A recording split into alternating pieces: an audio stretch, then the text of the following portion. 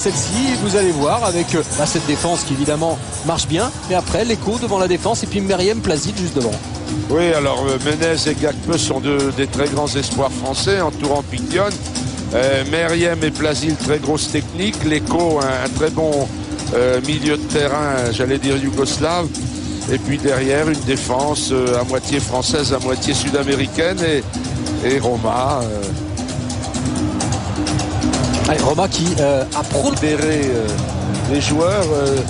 Ils viennent de faire 2 très bons matchs, notamment le match nul à Marseille avec un match de haut niveau. Alors je pense que s'ils continuent comme ils ont joué contre Sochaux et contre Marseille, on va avoir un très bon match et peut-être qu'ils seront récompensés. Au plan, vous l'avez vu sur Marcelo Gallardo qui a joué 4 saisons à Monaco. Et il y avait quelques belles images de retrouvailles tout à l'heure de Marcelo Gallardo avec notamment Gaël Givet. Sorti des Monégasques. En tout cas, c'est son jeu, le film dont toute la vie. Avec cette sono du Parc des Princes qui est toujours assourdissante, Guy. Je pense qu'il faut les applaudir, c'est beaucoup de travail. Allez, Frédéric Piquion avec Dominique Armand.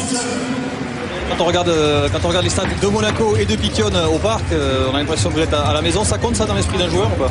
Ça compte forcément, mais maintenant c'est toujours des autres matchs. Donc aujourd'hui ça va être un match difficile contre une équipe de Paris qui va vouloir tout faire pour gagner. Donc ce sera à nous de bien jouer et surtout rester compact pour les contrer. C'est plus facile ou plus difficile de jouer à l'extérieur pour Monaco qui, vous le découvrez cette équipe, mais ces derniers temps elle était bien dehors quand même. Ouais, c'est vrai, ils ont vu pas mal de points positifs à l'extérieur, donc j'espère que ça va continuer ce soir. Merci.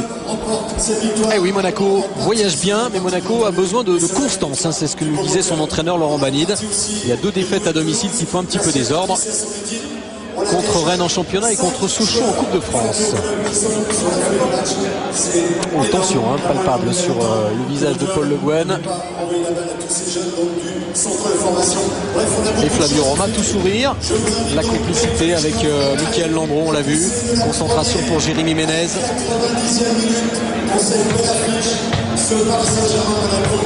Il y a une discussion entre Marcelo Gallardo et Fouffré. Leandro Fouffré.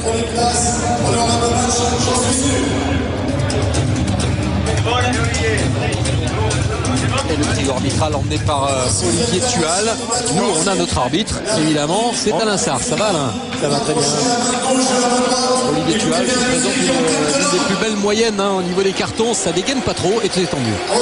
Oui, c'est un jeune arbitre très très prometteur sur lequel la direction nationale de l'arbitrage compte énormément parce qu'il a toutes les qualités pour de l'arbitre moderne. Il est grand, il est élancé, il a beaucoup de psychologie, beaucoup de tact et il voit bien le jeu. Alors j'espère que les joueurs de Monaco ne vont pas faire trop de passes aux arbitres parce que c'est un jaune un peu plus clair, mais quand même c'est un jaune.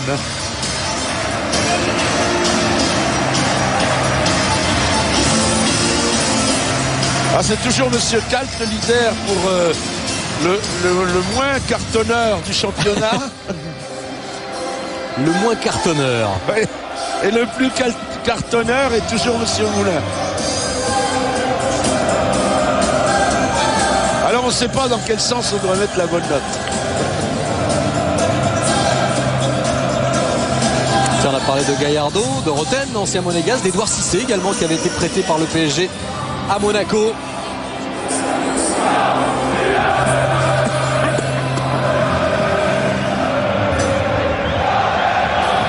Et les 2 capitaines qu'on va retrouver. Tiens, sympa la petite accolade de Paoletta à Kamel Meriem.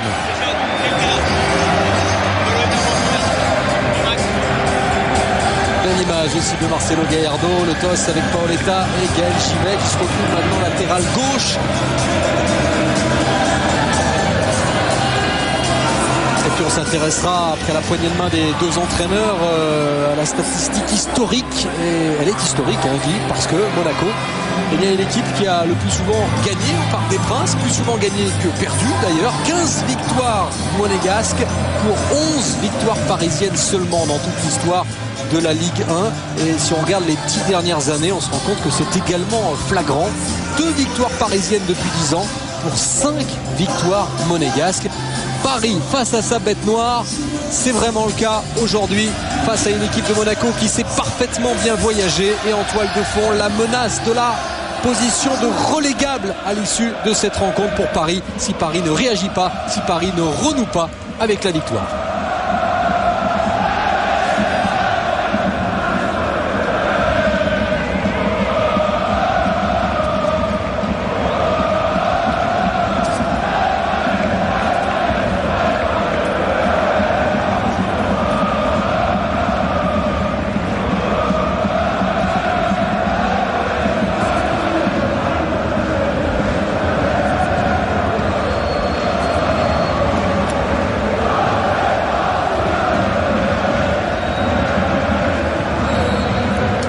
Du premier match de la 24e journée avec le premier ballon déjà touché par Peggy Louindoula qui dispute son tout premier match sous le maillot parisien. Le PSG à l'attaque avec le centre de Paoletta et Louindoula qui n'a pas pu s'élever et ce sera une touche à l'avantage des Parisiens. Touche concédée par Koufré. Absence de Kalou, de Fro côté parisien. Absence de Diego Pérez, de Yaya Touré côté monégasque. Et la défense du PSG en l'absence de Mario Yepes, blessé jusqu'à la fin de la saison. Eh bien c'est Rosenal, Sylvain Armand. On a le duo choisi par Paul Le Guen. La durée de la blessure est incertaine, heureusement. Il n'y a pas de complications normalement, il y a une fêlure et ça peut être 6 semaines à 2 mois, pas plus. Ça peut être moins effectivement, comme ça sera sans doute moins aussi pour Stéphane Noro qui devait être absent jusqu'à la fin de la saison et qui pourrait faire son retour avec Sedan d'ici la fin du mois de mars. Oui, les croisés c'est 6 mois et une fracture comme ça c'est environ 2 mois. La fracture de la malléole pour Mario Yepes. Koufré, ballon touché par Gakpé et récupération parisienne avec Louindoula. Cissé, bon ballon pour Bernard Mendy. Diané qui a été préféré à Christian Rodriguez et pas de faute, estime Monsieur Tual. Remontée du ballon de l'Echo. Gakpé, Plasil, carte sur Cré, ouverture vers Plasil et premier ballon touché par Mickaël Lombrou.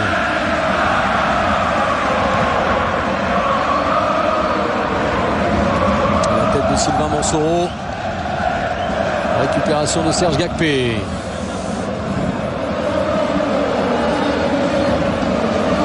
Kamel Meriem avec Plasil. Pour l'instant des Monégasques qui monopolisent ce ballon qu'il faut bien tourner. Un 1-2-3 qui a bien failli les emmener à Dame. Ballon vers Louindoula et la touche. C'est même un coup franc, une faute sur Louindoula qui a faim de ballon. Ça fait plus de 10 jours qu'il est arrivé dans la capitale. Il a peu joué cette année. Et il est vraiment dans son rôle. Je pense qu'il faudra s'arranger quand il y aura Kalou. Mais là, en soutien de Paoletta, il est bien. On va voir, c'est l'une des interrogations évidemment, complicité avec Paoletta pour Peggy Louindoula. Ouverture de Rosenal vers Paoletta justement et bonne tête de Sylvain Mansoro. Corner pour le Paris Saint-Germain sous le regard de Rai notamment.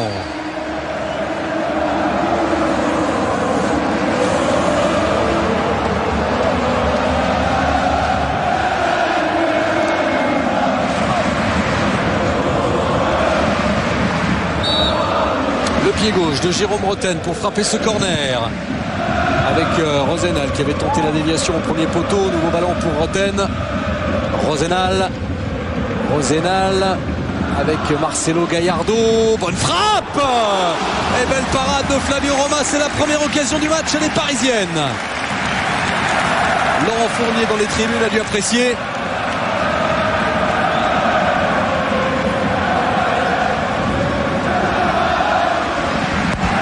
Et nouveau corner. Roten. On continue. Eh oui, ça continue. Alors Paris n'a marqué que 2 buts de la tête cette saison. But de Sylvain Armand. Corner à 2. Les Monégasques viennent pas vite du tout. Il s'est frappé. Le voilà, le 3e but cette saison de la tête. Il est marqué par Amara Diané. pour le PSG, entame de match absolument idéal pour les Parisiens. Ouais, les Monégasques, j'étais en train de me dire, mais ils dorment. Ils sont pas montés du tout sur le corner à 2. Alors après, Roten a ajusté et c'est fini. Et la passivité de la défense. Regardez, les Monégasques qui se parlent, François Charles. Si on peut voir la discussion entre les Monégasques sur la droite de l'écran, ça discute énormément. Il y a une énorme mésentente dans cette défense monégasque. Coup frais, Montsoreau. On reverra ce but marqué donc par Diané, l'un des rares buts cette saison, marqué de la tête sur un centre de Roten.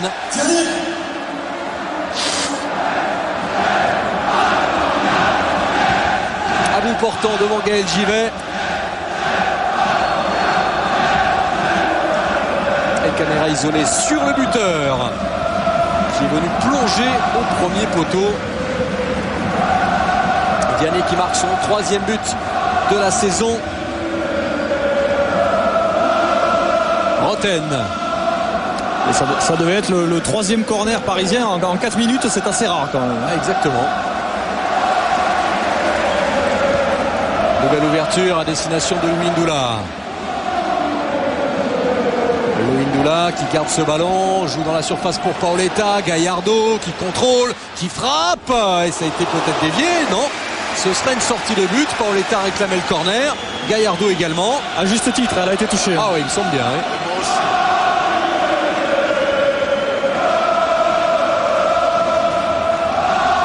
La tête est arrivée dans les mains, sur la main de Romain.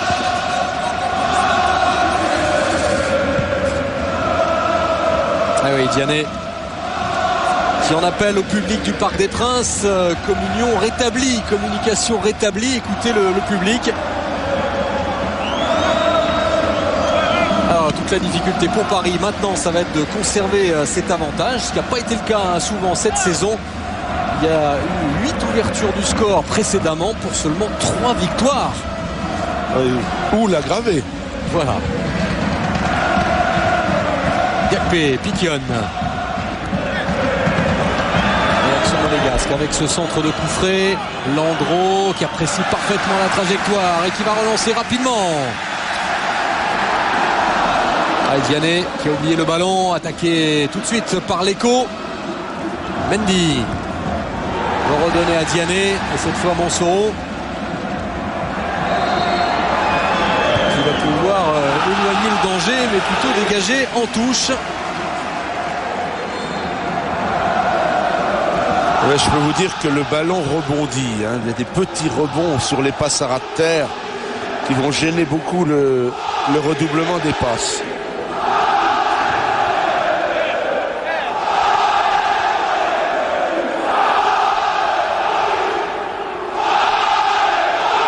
Est-ce que vous entendez, Guy, cette ambiance? Ça fait quand même un sacré bout de temps qu'on n'avait pas entendu des paris et magiques, surtout après 7 minutes de jeu en championnat. C'est surtout la tribune qui fête son anniversaire. C'est vrai, c'est eux qui sont déchaînés et les 2 tribunes R qui avaient été interdites ne sont pas encore tout à fait garnies. Le soleil n'est pas encore couché. Et danger tout de même dans la surface parisienne. Avec ce coup franc que va tirer Kamel Meriem.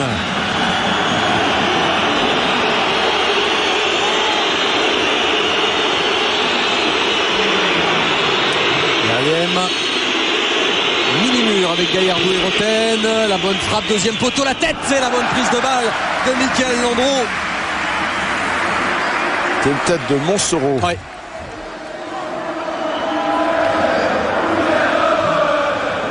Sur ce coup franc tiré par Meriem qui aurait pu être parisien en ce début d'année, puisque Guy Lacombe, avant le mercato, souhaitait, l'avait notamment convoité.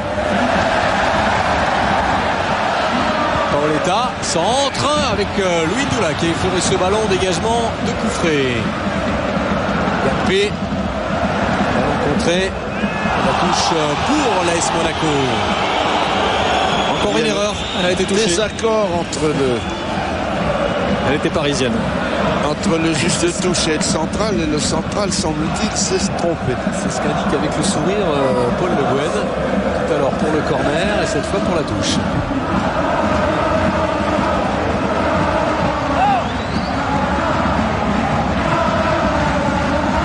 Mendy. Avec la tête de Givet. Gakpé pour Piquion. Blasil, encore Gakpé. Ça a bien sorti devant Mendy. L'écho.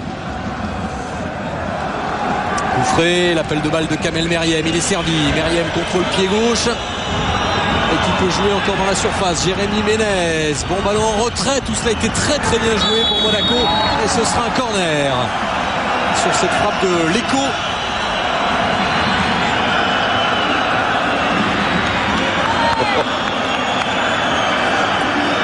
Regardez ses difficultés à conserver ses appuis sur cette pelouse du parc. Kamel Meriem à nouveau.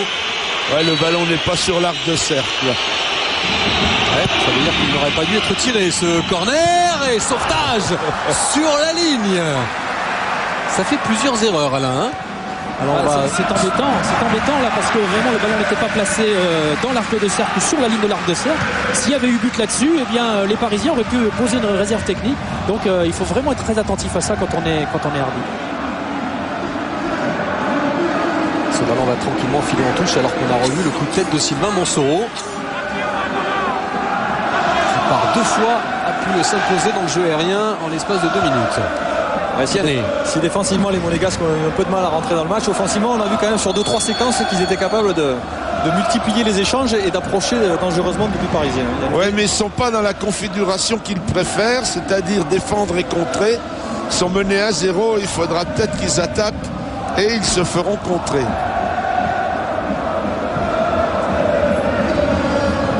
Roten pris par l'écho. Ballon pour Paoletta. Retour de Couffré qui a mis la jambe et ce sera une faute du Portugais. Sur l'Argentin. Et avec le crampon qui touche le genou gauche de Leonardo Couffré. Et on va revoir le but. D'abord le coup franc pour Monaco. Avec la tête de Monsoro, bien capté par Landreau. Ce sera pour plus tard. La tête d'Edouard Cissé. Paoletta avec Gallardo. L'écho s'appuie sur Givet. Gakpé. Bonne conduite de balle est attaquée par Mendy, mais régulièrement bon ballon gagné par le défenseur parisien Diané. Diané toujours. Diané qui bute cette fois sur Givet. Avec Meriem ensuite. L'arbitre qui a laissé l'avantage pour cette faute de Diané. L'ouverture, pas de hors-jeu. Piquion, sortie de Landreau. Oh, l'accrochage. Piquion emporté par son élan. On va revoir tout ça au ralenti, mais ça aurait pu être sérieux pour le gardien parisien. Ça va, il n'y a pas de mal. Je dirais impétueux. Impétueux, mais c'était corps à corps et Landreau est solide.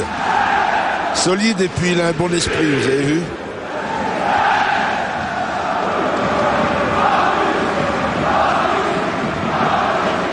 Frédéric Piquion, 3 buts lors de ses 2 seuls matchs au Parc des Princes. Ça fait une belle statistique. Belle moyenne. Alors qu'on approche de la fin de ce premier quart d'heure. Paris mène 1-0. But de Diané après 4 minutes de jeu seulement. Tête de Givet. Cissé. Encore Givet. Bernard Mendy. Et encore Givet. Et Plasil. Les Monégasques ont quand même du mal à se dégager. Finalement l'écho un petit peu brouillon qui relance loin devant en touche. Il faut savoir qu'il y a quand même 8 joueurs dans l'effectif monégasque qui n'étaient pas là cette semaine. Oui, mais enfin, c'est tous les effectifs. Oui, c'est vrai. Mais... Ouais, tous les bons effectifs. Tous les clubs étaient obligés de prendre leurs jeunes pour faire des groupes d'entraînement parce que il y a tellement de nationalités et tous les joueurs qui sont en championnat de France sont internationaux de leur pays. Et il en manquait énormément, pas qu'à Lyon.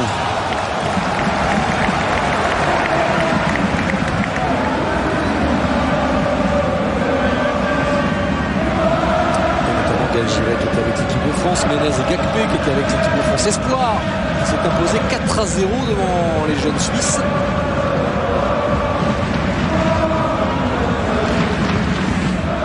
maintenant de Givet.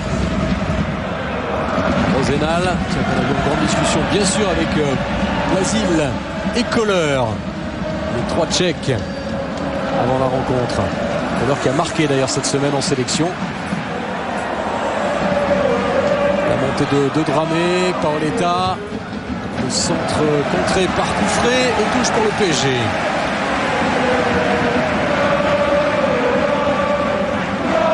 Buteur au Vélodrome, Paoletta, son 9e de la saison, le meilleur buteur du championnat avec Steve Savidan. Roten, peut-être un centre de Dramé, qui pour l'instant temporise. Dramé qui essaye de passer Coufré, c'était bien fait. Le centre, ce ballon qui n'est pas sorti, deuxième poteau, Diané. Diané avec ce bon ballon pour Gallardo. Il renvoie de Givet, ce ballon n'est pas encore sorti, mais il revenait d'une position de hors-jeu. D'une position hors du jeu. Hors du jeu. Sans demander la permission, c'est ça? En tout cas, on voit un Diané intenable. Lui qui était en balance avec Christian Rodriguez pour jouer sur ce côté droit. Buteur assez rapidement dans le match et du coup, plein d'envie, plein de vivacité.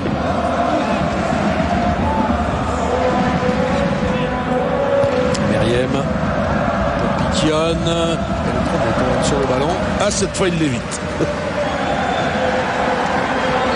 Ça repart avec Dramé.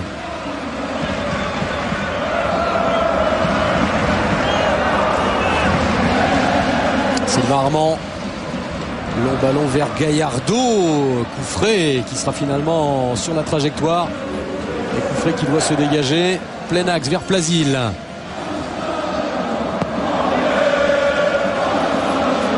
Long ballon vers Piquion. Et Monaco remonte très lentement. Ils sont encore 8 joueurs dans leur camp. Et Piquion dispute la balle à la tête. C'est pas une équipe qui est faite pour dominer, pour attaquer et dominer. Et là, ils ont quand même un vrai problème avec ce but de retard. C'est Laurent Banil qui nous en parlait avant le match. Cette inconstance de Monaco qui n'arrive pas à enchaîner les belles prestations, on va dire, dans la qualité de jeu. Et du coup, des deux côtés, mais pour des raisons différentes, on a adopté un peu le même style, assez direct, un travail de préparation assez court derrière, et ensuite on allonge. Le petit graphique justement préparé par Philippe Delcourt, la récupération des Monégasques dans la moitié de terrain. Blasil avec Piquion qui combine avec Meriem, encore Piquion qui conserve le ballon et qui décide d'y aller seul. Frédéric Piquion, Meriem toujours, et bon tacle d'Edouard Cissé. Ah oui. Gallardo, faute de Coufré.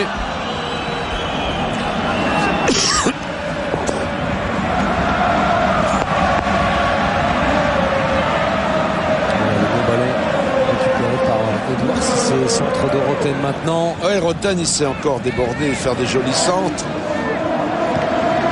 Alors voilà, encore avec le ballon un petit peu freiné, mais renvoyé par Sylvain Monsoreau. On sent que cette défense monégasque a du mal aujourd'hui. En tout cas, on n'a pas cité, mais finalement, ça fera 287 minutes d'invincibilité à l'extérieur. C'est le premier but encaissé par Monaco en déplacement en 2007.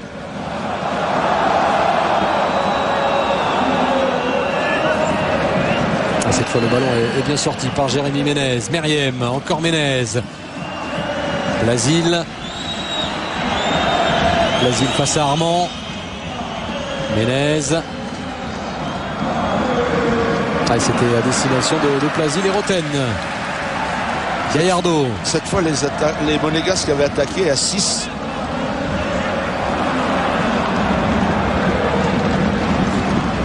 Blasil. Pas de hors-jeu pour Ménez qui évite la touche. Ménez peut-être pour la frappe. D'abord un crochet, il est dans la surface. Il a choisi la frappe ensuite. Des feintes de frappe. Ça marche toujours les feintes de frappe quand elles sont bien faites. Jérémy Ménez qui est un grand supporter du PSG. Quand il était enfant, adolescent, il allait au Parc des Princes. Il se souvient notamment d'un PSGOM en Coupe de France avec Ronaldinho. il était gamin, mais c'était en 2003. Vous vous rendez compte, c'est quand même il y a 3-4 ans de cela. Oui, il était un grand gamin quand même. Oui.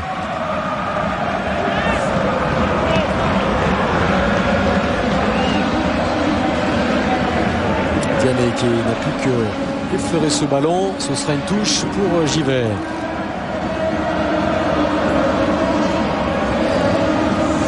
Meriem. Dion est très actif dans les balles d'appui, demande beaucoup. Alors que Givet a complètement dévissé le Windula. Le Windula face à Monsoro. Retour de Givet. Encore le Windula. Frappe de Paoletta. Le Windula est vraiment dans son registre. Balle dans les pieds, crochet, jolie passe. Il reste toujours très lucide. On a l'impression qu'il ne fait pas d'effort. En réalité, c'est parce qu'il a de la classe. Regardez, c'est rare. C'est plus au terrain, hein, ce geste de Gaël Givet. Le mauvais renvoi, mauvais dégagement. Tête de Cissé. Coup frais. Armand. Gallardo. Rotten. Gallardo. Le Windula. Paoletta. Voilà qui est bien enchaîné, mais un petit peu fort. Là aussi. Ouais, de la part de Monsoro.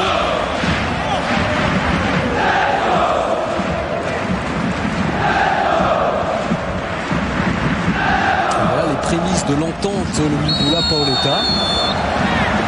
Avec un coup franc à suivre pour une faute sur Peggy Windula.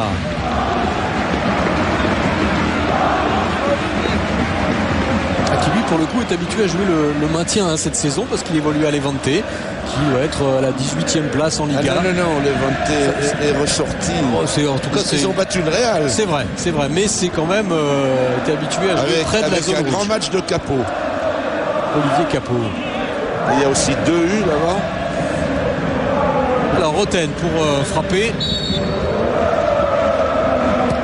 C'est parti, deuxième poteau et Roma qui a bien détourné ce ballon, qui n'est pas sorti de l'aire de jeu. Monaco est mené, mais par 2 fois, Roma s'est particulièrement bien détendu. Encore Gallardo. Plasil. Directement sur Sylvain Armand. Ce ballon va sortir. Tiens, vous avez dit le nom d'Olivier Capot d'ailleurs? Oui, très régulièrement. Très régulièrement, il va bien. Il espère, s'il fait une bonne saison, être repris par Didier Deschamps l'année prochaine à la Juve, puisqu'il appartient toujours à la Juve. Oui, qui était venu aussi à Monaco. Hein. Et c'était Didier Deschamps qui l'avait fait venir. En principauté, Olivier Capot. Ballon récupéré par Diané. Gallardo. Qui avait joué sur Paoletta. Couffré. Alors, Couffré, c'est la transversale en chandelle. Et voilà Ménez avec Meriem. Ménez. Monsoro.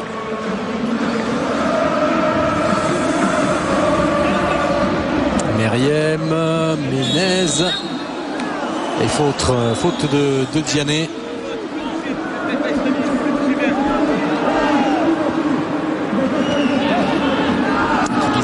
Kamel Meriem qui a tiré ce coup franc. Ménez encore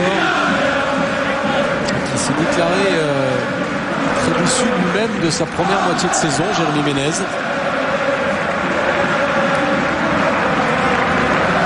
Qui a promis qu'il serait bien meilleur. Alors touche longue lors de la phase retour.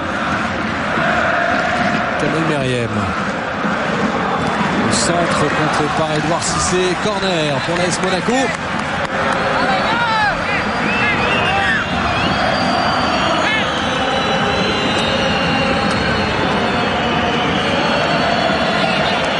Qui va aller se placer près du point de pénalty. Et le ballon alors là, c'est incroyable. Encore plus en avant. Encore 2 corners et mettre dans les 6 mètres. La reprise. Ce sera un nouveau corner. On va voir celui-ci. C'est le... Ah là, il regarde Monsieur Tual. Eh ben non, mais c'est incroyable. Alors du coup, Kamel Meriem le fait exprès. Il a regardé. Kamel Meriem le fait vraiment exprès. Ouais, c'est amusant, ça en fait 4. Récupération de Plasil. Encore Meriem. Centre de Meriem. Et cette fois, pas de problème pour Landreau. Il va falloir que le corps arbitral soit un peu plus vigilant. Oui, c'est pas très grave hein, comme conséquence. Non, mais c'est régulier. C'est un flagrant non-respect du règlement, voilà. Mais qui n'a pas de conséquences. Couffré. C'est 10 cm gagnés, mais... Sur un pénalty, ça compterait. Non? Comment? Sur un pénalty, ça compterait quand même. 10 oui, centimètres. mais non, mais le pénalty sont à côté, c'est plus facile à contrôler. Gakpé. Dramé. On va quand même pas lui enlever un demi-point pour ça, hein. Ah, vous notez l'arbitre de toute façon. Oui, bien sûr. Je sais qu'ils adorent ça, les arbitres. Ils regardent très souvent la première mi-temps de notre match de 17h avant d'aller au stade. Voilà. Et c'est là qu'il faut être performant. Et vous qui nous regardez, vous pourrez bien sûr vous noter tout simplement ce match, hein, comme d'habitude. Donc vous aurez un petit synthé qui apparaîtra sur l'écran, le 616-16, le petit SMS habituel, le voilà. Vous tapez note suivi d'un nombre entre 0 et 20 pour noter cette partie qui était bien partie justement à 4 minutes de jeu, un but de Diané. Depuis ça c'est le rythme est un petit peu retombé. Non, mais c'est alerte, hein. Mais en tout cas, regardez Paris la vitesse continue. de contre-attaque. Louindoula avec Diané qui a permuté avec Gallardo. Diané toujours, le soutien de Dramé. Devant Couffré, Dramé toujours, beau duel. Belle bagarre qui tourne à l'avantage du PSG. Alors que Couffré, bah oui, s'attendait à avoir la remise en jeu. Elle était pour lui, hein, me semble-t-il. C'est une touche quand même parisienne. Mais récupération de Couffré. Ménez pour le grand pont sur Cissé. Et la faute d'Edouard Cissé.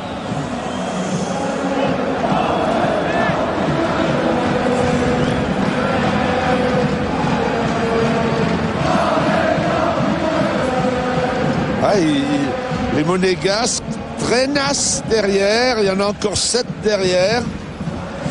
Alors qu'ils ont le ballon et qu'ils sont au milieu du terrain. Et puis on avait Gakpé hein, qui s'impatientait sur ce côté gauche, réclamait le ballon. Un petit coup de pied de Pauletta sur Givet. Givet le nez sur la ligne médiane. Pourtant, il y a beaucoup de courses hein, des milieux monégasques, beaucoup de permutations entre Ménez, Gakpé, Plasil ou encore Meriem. Et comme les Parisiens défendent beaucoup plus bas, c'est plus difficile de trouver de la place. Renvoi de Dramé sur Bolivar qui s'impose de la tête devant Louindoula. Couffré. Roten. Meriem. Un joli petit numéro technique de Kamel Meriem. Plasil. Le contrôle de Plasil. Le centre pour Piquion. Un petit peu court. Ménez. Qui va essayer de passer individuellement peut-être face à Bernard Mendy. Là, il y en a deux, ça. Ouais, soutien de Gallardo. Et pas de faute. Monsieur Thuel était bien placé. Paoletta. Et vous faites bien de dire, Guy, que c'est un match alerte. Effectivement, ça va d'un camp à l'autre. Et Paris essaie d'exploiter la moindre possibilité de contre. Et on revoit Jérémy Ménez, très bon techniquement, mais comme souvent, parfois un peu trop gourmand. Il a attendu d'avoir 2 défenseurs pour essayer de passer entre les deux. Louindoula. Il est très précieux quand le ballon arrive en attaque. Il le conserve pour attendre les soutiens. Et entrée remarquée, un retour remarqué de Louindoula. Pas beaucoup de déchets dans son jeu, très précieux. Il va sûrement baisser de pied à un moment donné parce qu'il manque de compétition.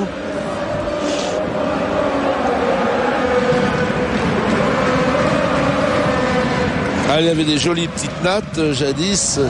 C'est plus la mode, hein. Piquion aussi. Oui, voilà, c'est ça. Alors Piquion met ça sur le compte de l'approche de la trentaine. Voilà, on vieillit, donc on devient beaucoup plus sérieux et moins fantasque dans la coupe de cheveux. Non, les nattes africaines ou antillaise, c'est pas pour les petites filles. Vous répondez à François-Charles Guidot peut-être, qui vous a parlé dans le casque.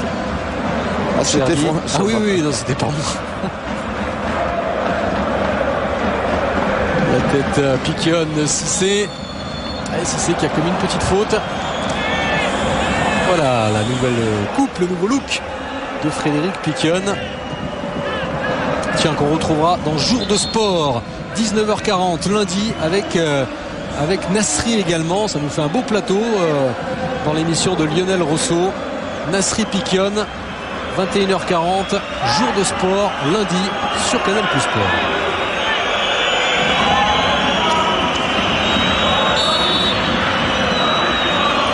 Tiré par Meriem avec la tête dans la surface de Diané. On frappe maintenant de Montsoreau qui est dans tous les bons coups offensifs, que ce soit de la tête. Ouais, c'est un gaucher. Il occupait la position gauche. Il a bien dressé, mais il n'a pas pu la mettre plus bas. Qui a su s'imposer comme défenseur central, le poste qui lui convient le mieux à Sylvain Montsoreau. Mais attention, parce que les Parisiens ont été en danger quasiment sur tous les coups de pied arrêtés, un coup franc et corner. Alors là, elle est peut-être dans le cercle. Ah oui, il y a l'arbitre assistant qui est à côté de lui, donc il est un petit peu obligé. Kamel Meriem s'est frappé. Landreau qui s'empare de cette balle et qui relance sur Diané. 3 contre 4 les Parisiens. C'est Bernard Mendy. Mendy, Paoletta s'est donné un petit peu fort et le 1-2 ne fonctionne pas. L'heureux Roma qui a le plaisir de jouer sur une pelouse neuve. Il est le seul. Il est le seul, mais en seconde période, ce ne sera pas le cas. C'est vrai qu'il est bien. Mais même là, il faut qu'il fasse attention parce que cette petite pelouse, elle est légèrement surélevée par rapport à l'autre. Alors il peut y avoir une déviation sur un tir à ras de terre. Montsoreau. Ménez, bon contrôle de Ménez, Dramé. Alors, tout à l'heure, il a buté sur 2 Parisiens, l'a obligé de donner derrière, coup frais. Léco, Léco qui est contré une première fois. Ensuite, en gros, vigilant, qui a pas eu énormément de travail, uniquement sur une tête, sur un corner. Michael Landreau. Alors qu'on voit Ménez qui est pas encore complètement en réussite dans cette tentative de dribble. Landreau s'est bien imposé sur tout ce qu'il avait à faire en l'air. Un seul arrêt à effectuer par les 2 gardiens pour l'instant, mais à Paris, c'est pas les gardiens qui ont fait les arrêts, ce sont les défenseurs. C'est vrai. C'est Mendy et Armand qui ont sorti des ballons presque sur la ligne. Alors, le pied magique de Roten. Gallardo. Gakpé. Et Mendy qui s'appuie sur son gardien.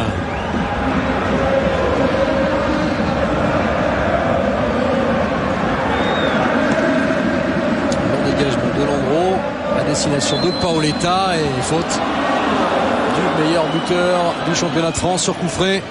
Plasil. Piquion avec Gakpé sur sa gauche, préfère jouer plein axe avec Jérémy Ménez. Ménez toujours qui peut écarter sur la droite, il préfère frapper. Alors que voilà qui est bien arbitré. Un monégasque, c'est Plaisir. Il n'a pas dit mettez la balle dehors que je siffle. Il s'est rappelé qu'il avait le droit de siffler tout seul. Alors regardez, c'est au moment où il se jette, il y a le pied de Diané qui traîne. Alors c'est peut-être en se blessant seul quand même. Basile, ça va, il peut se relever. Et donc Balater. Alors on revoit ça. Ah non, c'est le pied de Roten. Regardez le pied de Roten. Oui, merci. Il lui a marché sur la cheville. Effectivement.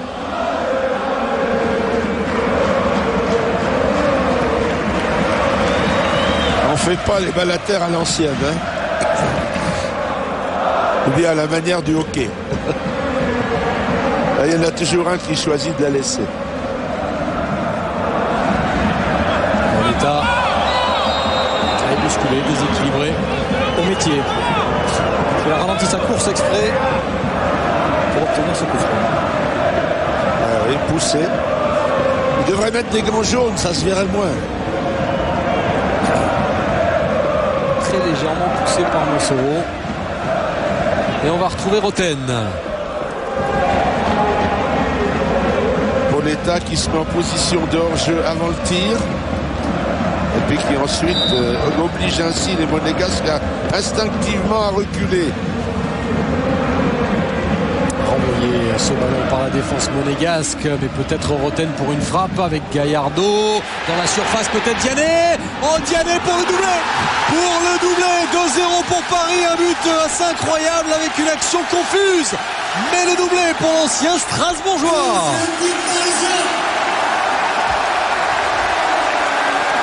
Ah oui, il a raison de secouer la tête Flavio Roma, dit, parce que... Oui, c'est incroyable. Il a emmené la balle comme on l'emmène au rugby. Ah oui, c'est ça. Alors, hors-jeu, là, on va voir si c'est à lui qu'elle est donnée. Eh oui, c'est à lui. Est-ce qu'il n'y avait pas une position de hors-jeu, Alain Sars? Il faudrait revoir véritablement le moment du départ du tir, parce que pour bien caler le révélateur, pour voir, a priori, il semblerait qu'il y ait un léger hors-jeu, mais c'est vrai que quand ça se joue à pas grand-chose, il faut toujours privilégier l'attaque. Quand on est en doute, quand on est assistant, on doit attendre et voir et prendre la décision surtout de ne pas lever. Alors le départ du ballon. Ah bah c'est hors-jeu, ça, avec il y a hors-jeu, si. Il y a hors-jeu. Tout à fait hors-jeu, de quelques centimètres, mais comme je vous le dis dans l'esprit. Il y a hors-jeu de l'épaisseur du corps. Voilà, c'est dans l'esprit, je crois que personne ne peut. Et Diané, messieurs, qui a marqué de la cuisse ou du genou, il faudra revoir ça avec l'un des nombreux ralentis de François Il a emmené la balle avec son corps. Et le défenseur était derrière lui. Et Roma n'a pas pu intervenir efficacement. On disait qu'il était très en vue, Diané, beaucoup de vivacité. Là, il y a eu beaucoup d'abnégation dans son but. Il s'est jeté, il a pu échapper à Sylvain Mansoro. Et voilà Paris qui fait le break dans cette partie. Paris mène 2-0 face à Monaco. Et souvenez-vous de cette statistique historique des précédentes confrontations. Ce n'est pas arrivé souvent de voir Paris prendre le meilleur sur Monaco dans l'histoire du championnat de France. Et même s'il y a un petit hors-jeu, il ne faudra pas oublier le super ballon de Gallardo, là, un petit ballon piqué par-dessus la défense. Non, mais l'arrivée de plusieurs, ou le retour de plusieurs joueurs de classe change l'équipe de Paris Saint-Germain. Paoletta, frappe de Paoletta, légèrement freinée.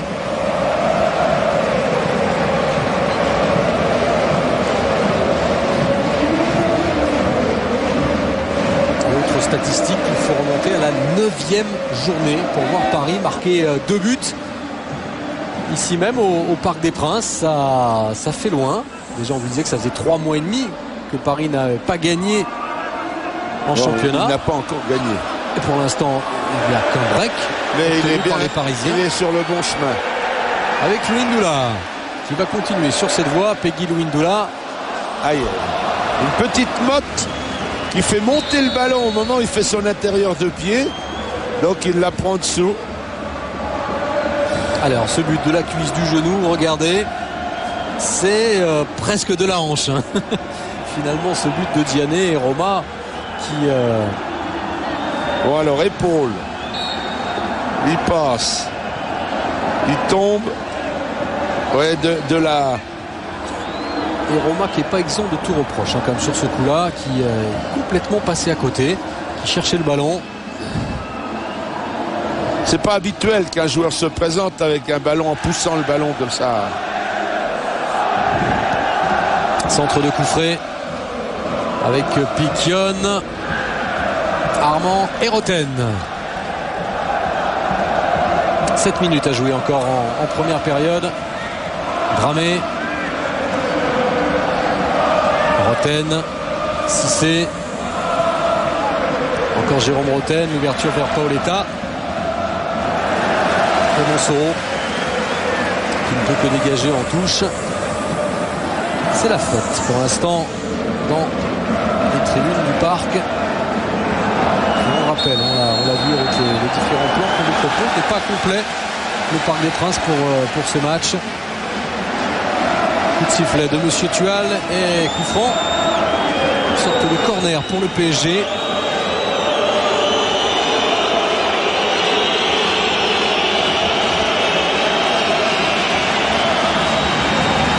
Va tirer Gallardo.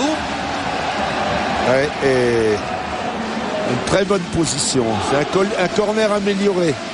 Un peu comme Meriem les tirait, quoi.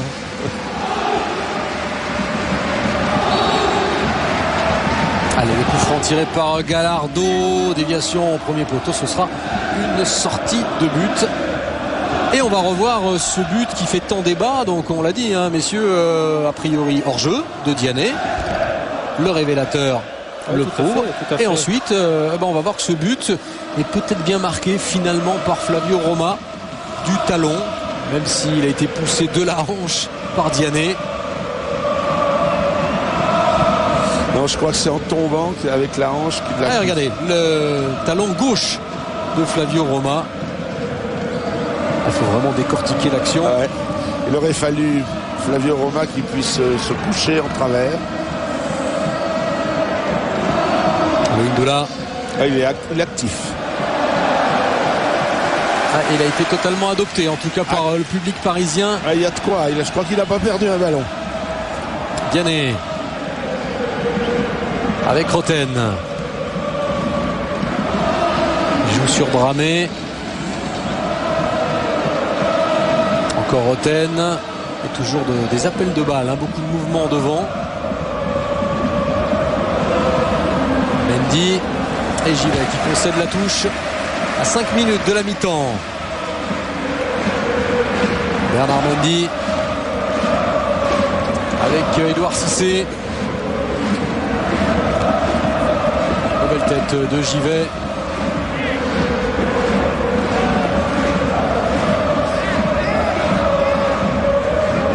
Istanbuli et Laurent Banide. Istanbuli, nouvel adjoint de Laurent Banide depuis cet hiver, et ils sont beaux-frères, hein, dans la vie.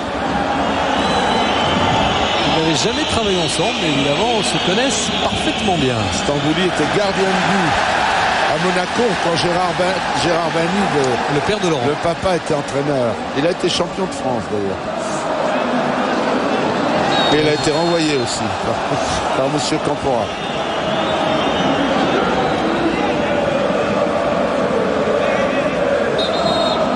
Pour Monaco. Les Monégasques qui ont pris un petit coup derrière la tête après ce deuxième but là, ils n'ont plus la direction du jeu comme ils l'avaient auparavant.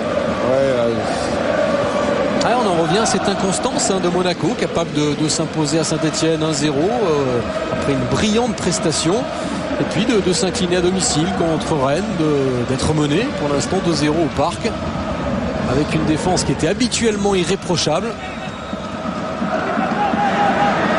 Menez donne derrière, et à l'inverse évidemment le PSG, vous le savez, dernier de la classe du point de vue défensif à domicile, et qui pour l'instant, cette défense parisienne ne tremble pas.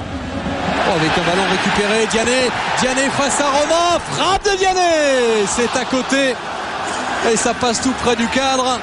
C'est quand même l'homme de cette première période, Amara Diané. Une balle récupérée, là il n'y a pas en jeu. Est-ce qu'il ne peut pas jouer sur Paoletta? Ah oui, petit plat de pied sur Paoletta. Paoletta pense que oui, en tout cas. À la vitesse où il allait, il pouvait pas, peut-être pas deviner exactement où était Paoletta. Coup frais. Ballon pour Givet, en tout cas nouvelle alerte, hein, pour Flavio Roma. L'écho qui sera suspendu pour la prochaine journée. Plasil. Centre de Plasil. Armand. Gallardo. Qui fait aussi preuve de son talent technique. Même si ensuite c'est un ballon perdu, il réclamait une faute. Marcelo Gallardo.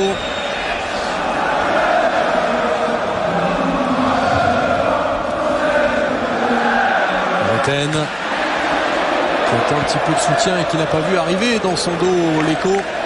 Ce serait une sortie de but. Vous profiterez quand même, hein, de la mi-temps pour donner une note à cette partie. Une mi-temps qui sera consacrée au judo. On reviendra avec François Trio sur... on retrouvera nos acolytes Thierry Douillet. Et puis on s'intéressera à Lorient, hein, qui se déplace ce soir à Lyon. Match à suivre sur Foot Plus, bien évidemment. N'oubliez pas le Zap Foot d'Éric Bénard. Tous les matchs, et notamment pour le maintien. Il y a des matchs importants avec Nice qui affronte 3 notamment dans le bas du classement, Nantes face à Valenciennes. Et puis vous retrouvez bien sûr Jour de foot Alexandre Ruiz. Comme d'habitude ce soir et également à la fin de ce match pour nous donner les dernières informations des autres matchs. Allez, la dernière minute avant la mi-temps.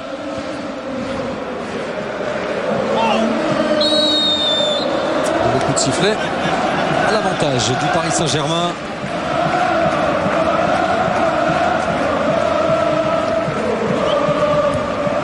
Qui est rapidement joué avec Rosenal qui est monté. Paoletta qui a fait une petite feinte. Menez.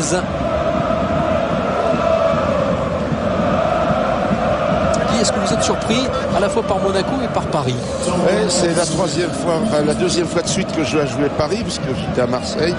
Et je ne suis pas surpris qu'ils jouent bien, parce qu'ils avaient déjà très bien joué à Marseille dans un match de haut niveau.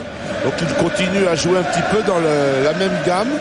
Quant à Monaco, je vous répète que c'est une équipe qui adore être dominée, contrée. En prenant un but à la 4e minute, ils se sont trouvés dans la situation inverse. Et là, ça va être beaucoup plus dur pour eux. Et la frappe de Jérémy Menez qui est complètement dévissée. Il a le masque. Le jeune international espoir.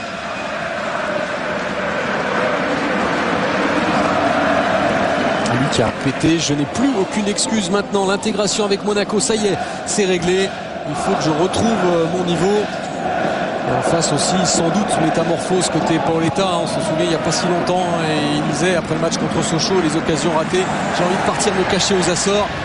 Et ben là, il ne se cache pas. Il est bien couvert, Paoletta. Dégagement de Bolivar, même s'il n'a pas eu l'occasion pour l'instant de s'illustrer, de frapper, de marquer.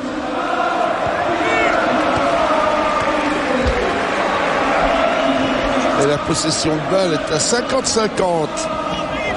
Oui, c'est partagé. Mais avantage très net au tableau d'affichage. Avant la mi-temps, reste à s'interroger sur la fragilité ou non du Paris Saint-Germain. On le saura en seconde période. 2-0, doublé de Diané au but contre son camp pour le deuxième de Flavio Roma. Ça, on l'a vu avec le ralenti, c'était pas très net. Dominique Armand avec le buteur. Alors d'abord, Amara, on va éclaircir ce deuxième but. C'est vous qui le mettez avec quoi? La hanche, la cuisse ou c'est le gardien? On n'a pas tout compris. Je sais pas. Je pense que c'est un coup de chance. L'essentiel, c'est qu'il y a but. Justement, ça vous fait 2 buts d'avance. Maintenant, Paris est dans une position confortable pour la deuxième période? Non, pas forcément. On sait très bien que il faut qu'on prenne les 3 points. On sait qu'en ce moment, on a du mal un petit peu à domicile. Donc la chance qu'on a ce soir, c'est qu'on a 2 buts d'avance. Il faut continuer dans l'état d'esprit dans lequel on est. Et je pense que ça va aller. Ok, merci. Oui, l'état d'esprit est bon. Filet, Sylvain Mansoro avec Dominique Armand.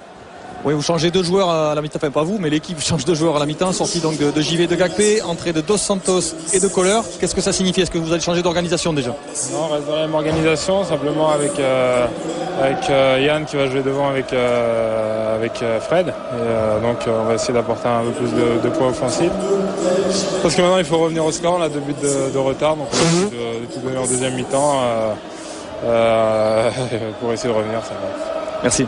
Bon, ben on va voir, là il va falloir qu'ils attaquent. Hein. Ils sont en 3-3. Ils sont d'ailleurs que 9. Hein, voilà. Et le voilà, Sylvain Mansoro qui était au micro de Dominique. Ah, c'est pas bien de retenir les joueurs comme ça. Vous allez l'engueuler. Ah, moi j'aimais ça quand j'étais entraîneur. Ah bon, on n'avait pas le droit avec vous. D'ailleurs, à Lyon, ils ont résolu le problème. Hein. C'est Patrice Berg. Il entre toujours en retard sur le terrain. On n'a jamais eu de problème avec Guy dans le passé. La seconde période de ce PSG Monaco, 2-0 pour Paris, une configuration de Monaco qui était unique cette saison et qui va être changée par Laurent Banide à l'entame de cette seconde période. Et donc Piquion et Kohler sont associés en attaque, sortie également de Gaël Givert, remplacé par Manu Dos Santos, sortie donc de Serge Gakpé côté monégasque. Et la frappe, elle est belle, de Paoletta, mais elle passe de peu à côté. Et du fait des matchs de sélection, eh bien, Piquion et Kohler n'ont jamais vraiment pu travailler ensemble à l'entraînement. Et leur première association le week-end dernier avait tourné court. Hein. Kohler était sorti à la mi-temps contre Auxerre. Et alors qu'on voit l'accrochage quand même. Ça va être intéressant sur le plan tactique de voir le jeu de ces 2 joueurs assez semblables, puissants, habiles footballeurs. Ils sont côte à côte, là. Ils sont à 5 mètres l'un de l'autre. Un gros point d'interrogation même pour la suite de la saison, de voir s'ils sont compatibles, tous les 2 complémentaires sur le terrain. A priori, effectivement, un profil assez semblable. Et on va voir, ils sont assez proches l'un de l'autre pour l'instant sur le terrain. On va voir des déviations de la tête de l'un sur l'autre. Dégagement de Sylvain Armand. Louis Ndoula face à Meriem. Ah, bon, ballon gagné par Jérôme Roten. Ensuite Marcelo Gallardo.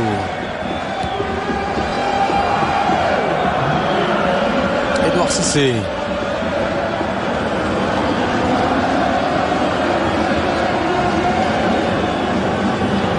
Vianney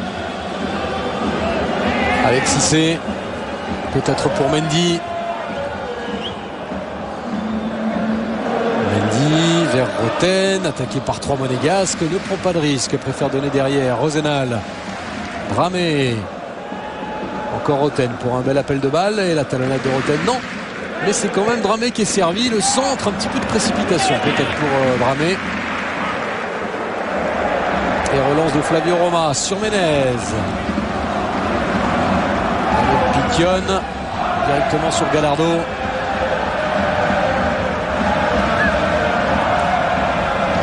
Avec tape de Dos Santos et un ballon gagné par les Monégasques. Changement de côté, Meriem.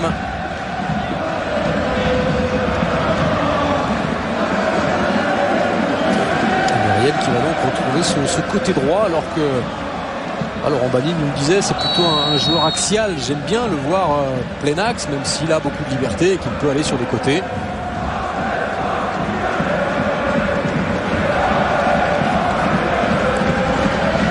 Gallardo, Dramé, qui bute sur le coup frais. Colère. Un retour un petit peu trop rugueux de la part de Dramé. Et accrochage entre les deux hommes. Kamel Meriem. On cherche le jeu de tête de Yann Koller. Le seul d'ailleurs à avoir marqué de la tête pour Monaco cette saison. Et face à Edouard Cissé. Petite déviation de Menez. Peut-être la reprise de Plasil. Oh là, laissez la barre transversale. Il y a d'abord Landreau et la barre transversale ensuite. Oui, il y a un arrêt.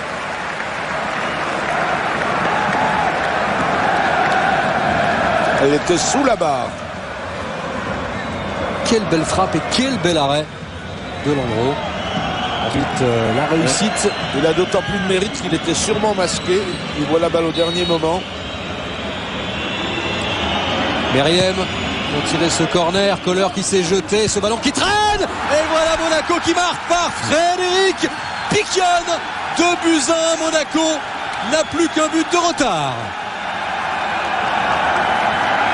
Et Piquion, deuxième match avec Monaco. La présence de Colère dans cette action a beaucoup troublé la défense parisienne. On les voit, ils sont hésitants dans le marquage et hésitants dans les renvois. Vous voyez, il est au-dessus.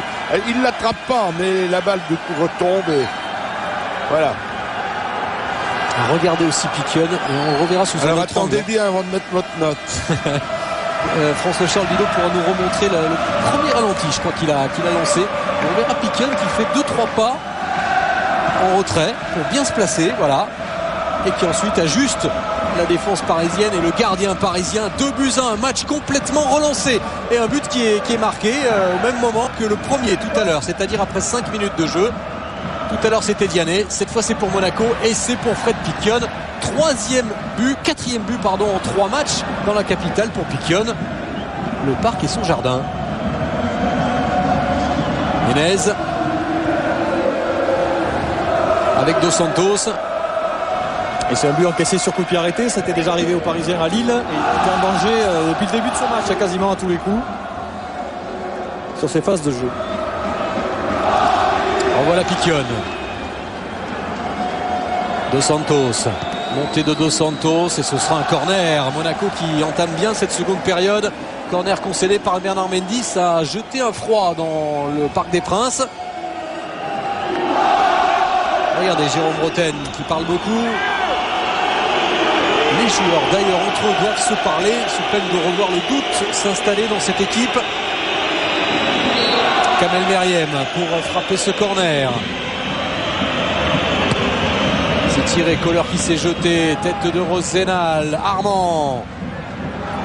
Avec plus de vivacité là encore dans la récupération de balle, c'est Menez qui prend sa chance.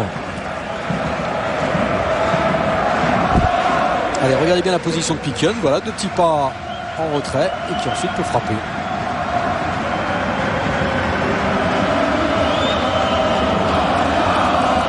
Le masque pour Paul Le Guen. En tout cas, c'est le 8e but de Piquion qui n'est plus qu'à une longueur des 2 meilleurs buteurs, Savidan et Paoletta. Il avait laissé Saint-Etienne avec 6 buts. Il en a inscrit 2 de plus depuis son arrivée en principauté. Et voilà Piquion, contrôle de la poitrine, contrôle ensuite du pied. Et bon ballon pour Menez qui va peut-être lui redonner. Frédéric Piquion. Étalonnade, il a même cherché le corner. Louis-Ndoula qui a échappé à l'écho. Louis-Ndoula pour Gallardo. Gallardo, la frappe bien captée par Flavio Roma. Des belles actions.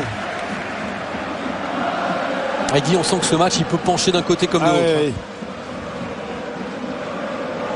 Meriem. Plasil redonne à Meriem. Accrochage avec Cissé, ça joue toujours, l'avantage laissé par Monsieur Tual, mais Meriem, il est resté à terre.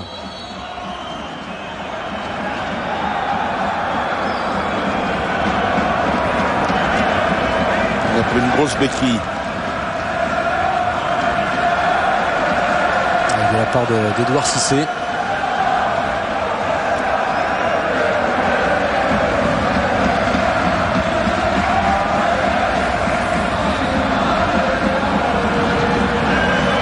Carton, le premier du match me semble-t-il pour un Parisien et donc pour Edouard Cissé. Et on est sur le banc avec Gaël Givet. Gaël, sorti à la mi-temps, vous avez l'impression d'avoir payé un petit peu pour la performance d'ensemble de l'équipe? Ouais, non, mais je pense qu'on est mené au score et bon voilà, pour apporter un peu plus offensivement, je pense que Manu est plus apte pour ça, donc voilà, et puis on a vu que c'est payant parce que en début de seconde on revient au score, donc j'espère qu'on va continuer sur cette lancée et qu'on va pouvoir marquer un second, voire pourquoi pas un troisième, ce qui serait super, quoi. Et Rossman, vous vouliez nous parler d'une action que va mener l'AS Monaco sur un match amical à Utrecht, c'est ça le 23 mars? Ouais, c'est ça c'est extra sportif, c'est quelque chose de très important qui nous tient à cœur. C'est pour la mémoire de David Di Tommaso, on va faire un match à Utrecht fin mars. Et pour ça, pas mal de joueurs ont été solidaires et ont offert leur maillot. Pas que des joueurs de Monaco et d'anciens joueurs de Monaco. Il y a même des maillots de Ronaldinho, le maillot de Del Piero, de Eto'o, des joueurs comme ça qui seront en vente sur Internet. Donc j'espère qu'on aura du monde pour cet événement et que tout se passera bien, voilà, pour aider justement sa femme et son fils pour qui c'est assez dur. Merci beaucoup David Di Tommaso, ancien monégasque évidemment, champion de France en 2000. Oui, décédé le 29 novembre 2005 lorsqu'il évoluait sous le maillot d'Utrecht. Il est passé par Sedan également et effectivement l'intégralité de la recette de ce match amical sera versée à sa femme, à sa fille. On a vu l'inquiétude Guy de Paul Le Guen sur le banc. Forcément, Paris n'a plus qu'un but d'avance et Monaco revigoré dans cette seconde période. Mais c'est un match très très ouvert. Les Parisiens n'ont pas plié là, vraiment. Ballon de coup frais pour Kohler. On va voir si la réorganisation tactique paye vraiment pour Monaco. C'est vrai qu'il y a eu un vrai changement radical qui pour l'instant a porté ses fruits dans le progrès du jeu monégasque. Mais Paris a toujours l'avantage d'ouverture vers Paoletta. Alors que Bolivar laisse à son gardien Flavio Roma. Monsoro.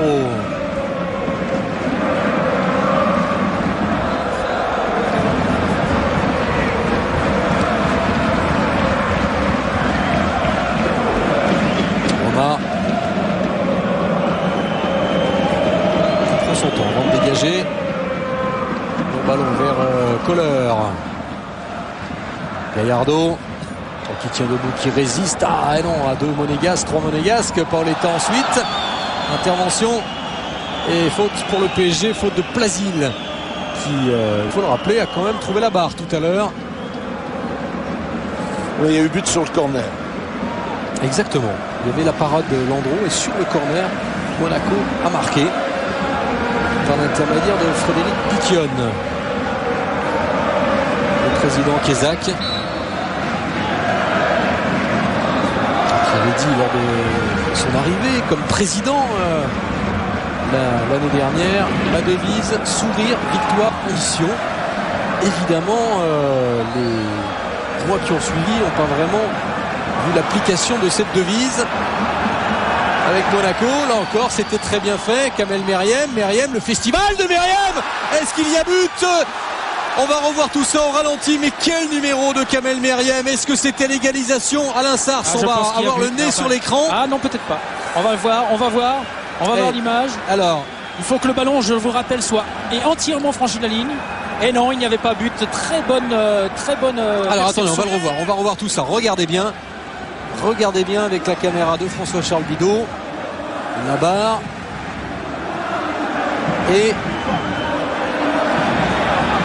Et pas entièrement. On est d'accord. Voilà. Donc vraiment, c'était très Alors on va difficile. dérouler encore quand même pour savoir la trajectoire du ballon. C'est bien ça. C'était très difficile à voir. Et là, l'assistant, effectivement, là, vous voyez, il a eu une décision tout à l'heure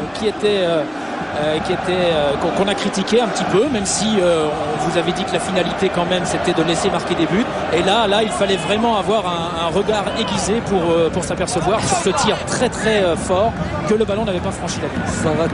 Ça va tellement vite et heureusement la vidéo est là pour en tout cas confirmer la décision de l'arbitre assistant. Le ballon n'a pas franchi entièrement la ligne. On va revoir l'action presque à vitesse réelle, en tout cas le numéro de Meriem. Et après je vais vous expliquer pourquoi la vidéo c'est impossible dans le football. D'accord. Alors il tire. Oh, c'est vidéo. Alors qu'est-ce qu'on fait là? Alors ça compte plus. Mais qu'est-ce qui se passe après? On continue de jouer, il y a un attaquant qui arrive. Il n'a pas le droit de jouer. Voilà un bel exemple qui montre que la vidéo est impossible en football. Même quand on penserait qu'elle est utile. Menez. Évidemment, chacun son avis sur la question. Moi, je dis que la vidéo, en tout cas, nous permet de confirmer qu'il n'y a pas but. Nous, on a notre vidéo avec les téléspectateurs, c'est très bien. Mais imaginez si le ballon avait franchi entièrement la ligne. Ça aurait fait débat. Ça aurait fait débat parce qu'il y avait 2-2 et on serait resté à 2-1. Ça aurait fait débat. Et quand on sait que ce match est quand même crucial pour la suite de la saison, surtout pour le Paris Saint-Germain, ça aurait fait débat. Ce qui n'est pas impossible en tout cas, c'est que Monaco revienne dans ce match. Ah oui, en tout cas Monaco pousse, c'est vrai. Et c'est sont un plus match. les mêmes. Ah, c'est plus du tout le même match. On croyait presque le résultat entériné. Sauf vous, on savait que c'était Meriem loin a d'être fait joué. une chevauchée qui pour lui est contre nature. C'est plutôt un joueur qui distribue. Il a fait un petit peu une Ederson avec Nice la semaine dernière, sauf que le Niçois avait marqué. Alors on en reste en tout cas 2-1. Il reste une grosse demi-heure à jouer. Du suspense dans cette partie, dans ce premier match de la 24e journée. Paris mène 2-1 face à Monaco. Et Paris est à l'attaque avec Louis Ndoula qui n'arrive pas à se retourner. Pas de faute commise par Dos Santos. L'écho pour Piquion. Rosenal pour Michael Landreau, pressé par Piquion. Ah, bien joué, belle technique. Encore Ndoula. Cissé. Diané à la lutte avec l'écho, il est passé à Mara Diané. Diané ensuite fauché, ce sera un coup franc et peut-être le carton pour cette faute. Carton pour Jérémy Menez. Dernier rappel.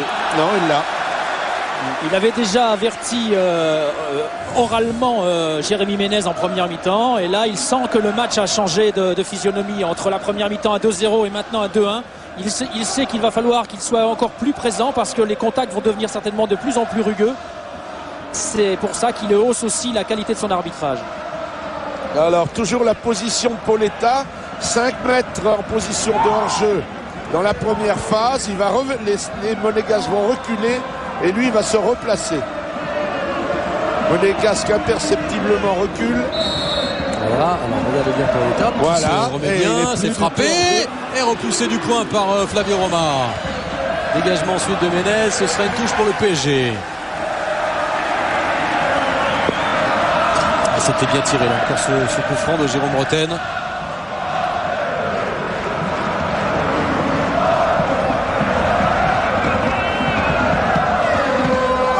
de Bolivar. Alors la possession de balle lors du premier quart d'heure, vous le voyez, c'est un tiers, 2 tiers, hein, quasiment. C'est la réaction de Monaco, on appellera ça la réaction de Monaco. 2-1 pour l'instant, c'était le score du match aller pour le PSG. Grâce à des buts de Rosenal et de Elbuik. Leurs 2 seuls buts en championnat sous le maillot du PSG d'ailleurs. C'était en septembre dernier alors que Calonne avait marqué pour Monaco. Meriem. Kamel Meriem, on se souviendra de son déboulé. Ouais, parce qu'il avait un peu trop poussé sa balle et il l'a récupéré un peu miraculeusement. Et les Parisiens sont en train de revenir dans le match. Louindoula peut-être vers Roten. Dans Louindoula qui donne derrière avec Diané. Diané qui contrôle, qui attend le soutien de Bernard Mendy. Encore Diané, et là c'est peut-être un peu tard. Est-ce que Diané va s'en sortir? Obligé de donner derrière ou de passer? Il a réussi à passer Diané et ce sera une touche, mais pour l'AS Monaco.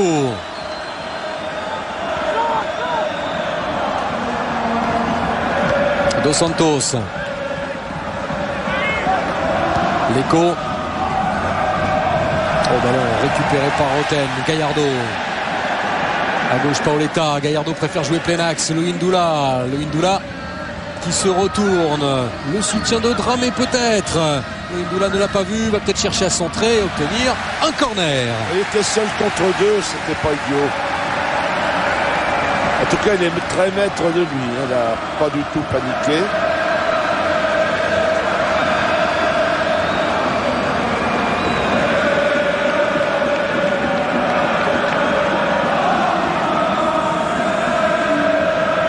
Alors, Gallardo qui, lui, contrairement à Meriem en première période, l'a bien vu dans la deuxième.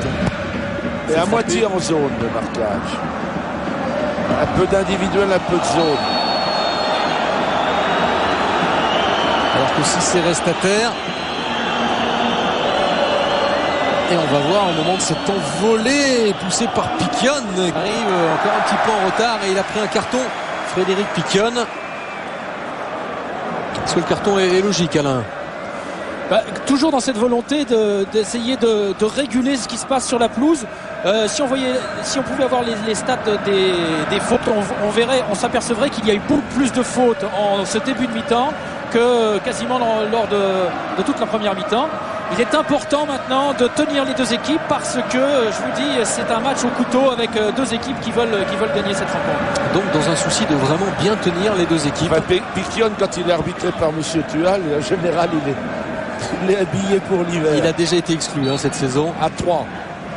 Sous le maillot de l'AS Saint-Etienne, Frédéric Piquion. Alors coup franc tiré par Roten. Et pas de problème pour Flavio Roma. Je crois que Dominique voulait s'exprimer. Simplement qu'avant le beauté, comme dirait Gilles Vessière, de ce coup franc, Marcelo Gallardo a essayé de faire changer le ballon. Il n'a pas été entendu par M. Tual. Peut-être un ballon pas suffisamment gonflé. À suivre. On change complètement de côté. Destination de Kamel Meriem. Nico, Meriem.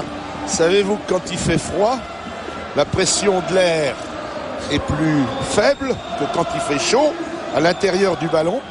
Et si on gonfle les ballons à l'intérieur, quand ils sortent au froid, ils se dégonflent légèrement. Donc vous voulez dire qu'il s'est forcément dégonflé et il se dégonfle forcément l'hiver? Oui, il ne se dégonfle pas, c'est l'air qui a moins de pression à une température basse. On peut apprendre ça en physique ou bien au cours moyen, 2e année.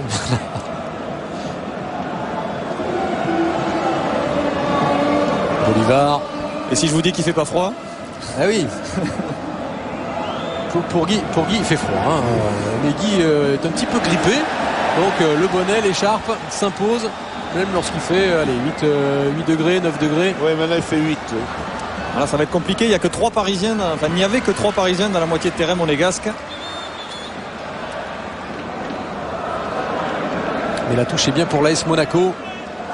À 25 minutes de la fin, tiens, donnez une note, il vous reste moins d'une demi-heure à ce match qui nous tient en haleine et qui nous réserve pas mal de suspense. Un petit SMS 616-16, note, puis un nombre entre 0 et 20. Allez-y, déjà 3 buts en ce début de 24e journée. Et bien malin, celui qui pourrait pronostiquer de l'issue finale. Parce que Monaco donne tout pour égaliser. Paris essaye de viser le chaos. Et on repense à cette longue série historique où Monaco a le plus souvent réussi ici même. Monaco, bête noire du PSG. Reste un peu plus de 20 minutes à jouer. Bolivar qui va être pressé par Paoletta. Flavio Roma qui s'impose. Bolivar. C'est quand même besogneux la sortie de la balle de la défense de Monaco. Ça fait 1 minute qu'il bidouille entre Roma et les arrières. La déviation de Kohler. Piquen qui va vite. Et qui va peut-être pousser à la faute Dramé. Non, ce sera bien une sortie. Et quelle volonté chez Piquen. Ça a toujours été un joueur très combatif. À Saint-Etienne l'année dernière, on était toujours étonné par les mouvements qu'il faisait. Il ne marquait pas souvent. Et cette année, il a marqué un peu plus. Il a 6 buts. Il a des passes décisives. Il s'est excusé cette semaine d'avoir utilisé le terme esclave. Vous savez, il avait dit je suis un peu l'esclave de Saint-Etienne. Voilà, il a dit je voulais plutôt dire otage des deux clubs, Saint-Etienne et Lyon. Pardon pour ce terme un petit peu. C'est assez amusant, il a dit comme on est payé, on ne peut pas dire esclave. Moi, à mon avis, on ne peut pas être otage non plus, parce que je n'ai jamais vu d'otage salarié. Vous comprenez? En général, pour les otages, on paye. Alors qu'on a aperçu Samy Traoré qui s'échauffe, le voilà, lui qui a vraiment envie de regagner sa place. Et qui pourrait amener sa grande taille au marquage de Yann Kohler, ce qu'on a vu tout à l'heure que Sylvain Armand refusait le duel en fait. Il n'est pas allé sauter avec Kohler, il a anticipé sur la déviation plutôt. Ça ferait un beau duel, Traoré Kohler dans les airs, effectivement, nouvelle frappe. Et Ménez qui tente lui aussi. Et ça passe nettement à côté. Des positions de tir. Pour l'instant, on n'a pas trouvé un bon tir, mais il trouve des positions de tir.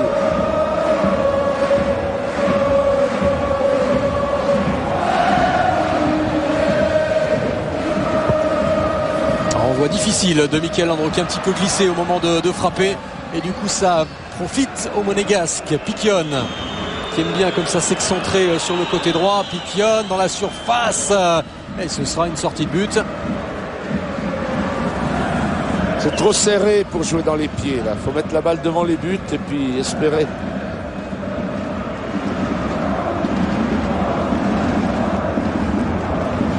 Tiens, regardez le duel refusé en quelque sorte par Sylvain Armand face à Kohler. Buteur avec la République tchèque cette semaine en Belgique. Buteur 2-0 des Tchèques. Contre Pironi qui jouait dans l'équipe de Belgique. Le nouveau Nantais. Samy Traoré qui s'apprête à faire son entrée aux petites incompréhensions au bord du terrain. Ouais, ça fait 2 fois avec Marseille où on aurait aimé retarder de changement. Là, on aurait aimé l'avancer. Et c'est Pedro Paoletta qui va sortir. Donc réorganisation parisienne avec certainement Louis Doula en pointe. Seul en pointe, effectivement. Coup frais. En attendant, Monaco pousse. Coup frais, mais les Parisiens sont bien revus derrière, bien organisés. Dégagement de Cissé, peut-être la frappe de l'Echo. C'est une feinte. Et Louis Doula qui est venu gêner d'ailleurs le Monégasque. Rosenal pour le dernier ballon peut-être de Paoletta. Bolivar qui s'appuie sur Roma. Et cette fois la défense monégasque va pouvoir tranquillement se dégager. Dernier ballon touché par Paoletta. Peut-être. Bolivar. Ménez. Dramé. Et ben non, voilà le dernier ballon de Paoletta. Encore le temps de marquer un but. Paoletta pour Louis Ndoula. C'est un petit peu fort. Et sortie de Roma. Dans les bons matchs, le ballon est toujours en jeu, n'est-ce pas? Effectivement, pas de temps mort. Et du coup, le changement n'intervient toujours pas. Plasil qui a récupéré. Monaco à l'attaque. Dos Santos. Alors que Jérémy Ménez attend ce ballon, le réclame sur le côté droit. Il est absolument seul. Coup frais, Kohler, contrôle poitrine, le voilà Jérémy Ménez qui donne en retrait, Rosenal, Sylvain Armand. Allez, ce sera une sortie puisque ce ballon a été contré par le géant Kohler. Alors le voilà le changement, la sortie de Paoletta. Et peut-être aussi un changement côté monégasque à venir, le dernier, Dominique, avec peut-être Pino. C'est lui, attaquant colombien. Alors, et le brassard, tiens, il est laissé à qui, le brassard de capitaine? Edouard Cissé. Ouais. Il a l'air tout surpris. Alors, Lundula avançante. Gallardo côté gauche et Vianney côté droit. Et puis derrière, eh bien, Mendy va jouer plus haut, il va jouer milieu de terrain. Donc finalement, on a donné le brassard. Traoré va jouer arrière droit, mais par contre sur les corners, probablement prendra-t-il Kohler. Oui. Et de l'autre côté, c'est Menez qui va laisser sa place donc à Pino. Oh, bien fait de la part d'Amara Diané qui va vite, le Windula. Souvenez de son surnom lorsqu'il jouait à Strasbourg, le TGV ivoirien. Amara Diané. On a pu apprécier à nouveau sa pointe de vitesse. Menez avec Meriem, centre de Meriem, beau duel encore à la surface avec Kohler, tête de Plasil, revoilà Kohler alors que Piquion était en position de hors-jeu, il ne joue pas sur l'action. Menez, bonne défense encore une fois de Roten, et dégagement en touche parce qu'il s'est fait mal, Dramé. Et voilà le duel tchèque, Kohler-Rosenal. Et l'entrée donc de Pino, qui est colombien, tout jeune joueur de la génération justement, Jérémy Menez, qui est arrivé cet hiver en provenance de l'Independiente de Medellín. Et voilà un joueur qui, contrairement à ce qu'on pourrait croire, c'est-à-dire manque de compétition, pas du tout. Il a joué 10 matchs en 20 jours sur le continent sud-américain. On découvre une nouvelle bouille donc dans la Ligue 1. Tête de Kohler.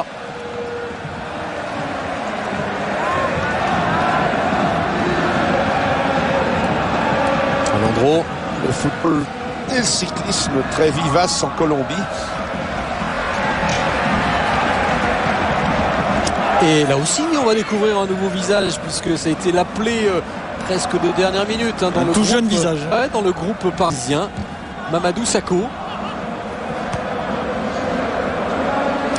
Défenseur côté gauche. Qui pour la première fois a intégré le groupe pro à l'entraînement cette semaine. Et qui peut jouer à gauche et dans l'axe, Dominique. Un peu défenseur polyvalent.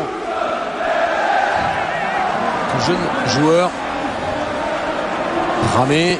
Et effectivement, a priori, ce serait pour remplacer Dramé, qui boitille. Effectivement, oui. Coufré. Tête de Roten.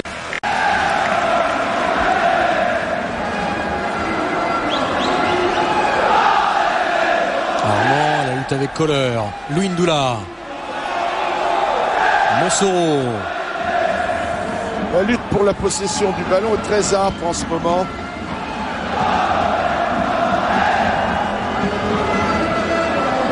Plasil.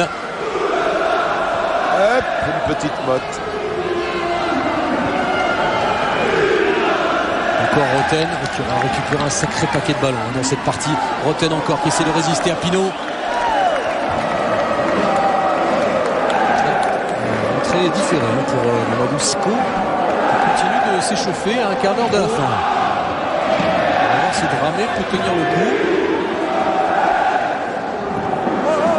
Là, les récupérations de Pino. Et Armand joue arrière gauche maintenant. Ils sont 5 en fait. Arrière central gauche. Béton derrière côté parisien. Ils sont 5 arrière. Et pour tenir Kohler et Piquion. Regardez cette image. 2 monégasques. Et intervention de Pino. Qui a cherché le coup franc. Déjà des talents de comédien pour Pino. Le revoilà dans un autre registre. Et il cherche une solution à trouver sur le côté avec Plasil. Pino, contrôle. Il va jouer dans la surface. Penalty. Et cette fois, Pas de talent de comédien, on va revoir ça. Ouais. Alors, est-ce qu'il y a de la simulation? On en a parlé 30 secondes avant, hein, Alain Sars, Giroud. Est-ce que Monsieur Tual a été abusé? Micro. Aïe, aïe, aïe, aïe, aïe. C'est pas facile. Alors là, est-ce qu'on va mieux le voir? Il lui touche, avec le genou, lui touche la cuisse. Il y a une chose de certaine, c'est que Armand ne touche absolument pas le ballon. Il lui touche le pied. Effectivement. Il touche la cuisse. Et la cuisse en plus. La cuisse, il lui fait. C'est un croc en jambe. Il y a pénalty. Pour moi, il y a pénalty. Ah, pour vous, il y a pénalty. Ah, pour moi, il y a pénalty.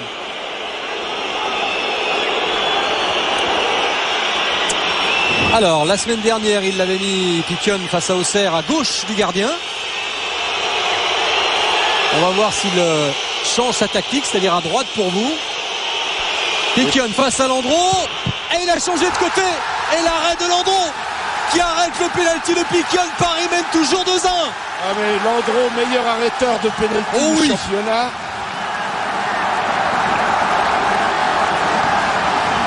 Souvenez-vous, dès son tout premier match dans sa carrière contre Bastia, il avait arrêté un pénalty de Morchik.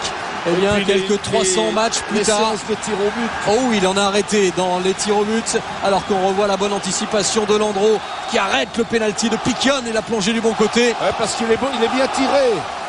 Un peu écrasé quand même peut-être. Hein. Oui, un petit peu écrasé.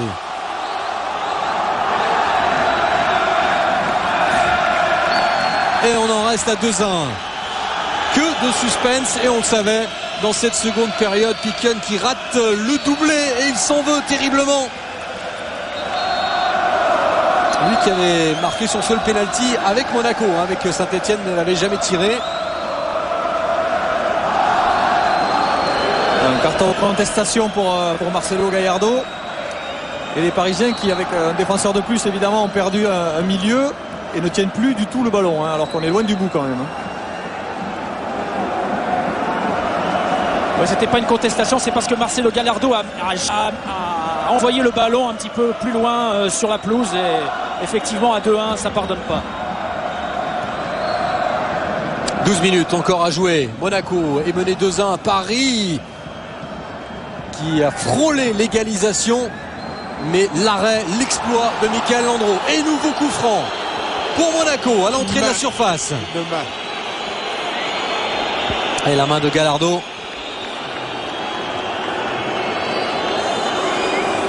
Encore le danger devant la cage parisienne. Alors Meriem Pinot également qui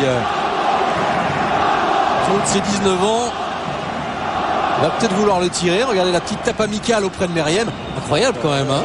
Le culot d'un jeune Colombien qui vient voir Meriem en lui disant c'est moi. Alors, ils n'ont pas eu le temps de bien étudier quand même. Hein. Non, mais ce sera l'écho. C'est peut-être l'écho qui va le tirer ou Meriem. Oh, ça discute énormément. Enfin, on voit ce qu'ils vont faire. Hein. Meriem, l'écho, Pinot. C'est frappé par Meriem. Ce ballon qui est freiné dans la surface. Encore Meriem. Oh, finalement, ça n'a pas été une combinaison réussie. Ah non, mais elle n'avait pas l'air préparée. Revoilà Pinot. Pinot un petit peu accroché, qui continue. Pinot la frappe, c'est au-dessus. Eh bien, ce petit bonhomme, on va déjà le retenir, son nom. Au moins son caractère. Oui. Quel culot. C'est bien provoqué le pénalty tout à l'heure. Pénalty qui au début nous a pas paru flagrant et après analyse des ralentis de François-Charles Bidot, on se rend compte que M. Tual avait pris la bonne décision. Mais Michael Landreau a repoussé le tir de Piquion. On en reste à 2-1. 10 minutes encore à jouer. Un Parisien à terre. C'est Amara Diané. Et une faute pour le PSG. Paris qui attend cette victoire depuis 3 mois et demi en championnat. Christian Rodriguez, Dominique, qui va faire son entrée. Oui, j'essaie de savoir à la place de qui. Peut-être Diané, d'ailleurs, qui a beaucoup donné. Là, moi, je crois. On voit la Pinot. Qui réclamait une faute de Marcelo Gallardo. Bien vu, Guy, ce sera à la place de Peggy Louindoula. Normal, il manque de compétition. Plasil. Un nouveau jaillissement monégasque. Ballon bloqué ensuite par Edouard Cissé. Gallardo. Il n'est pas mort quand même parce que c'est lui qui vient de récupérer la balle. Dans sa moitié de terrain. Diané. Diané qui est passé Diané qui continue, Diané qui est fauché et un coup franc pour le PSG.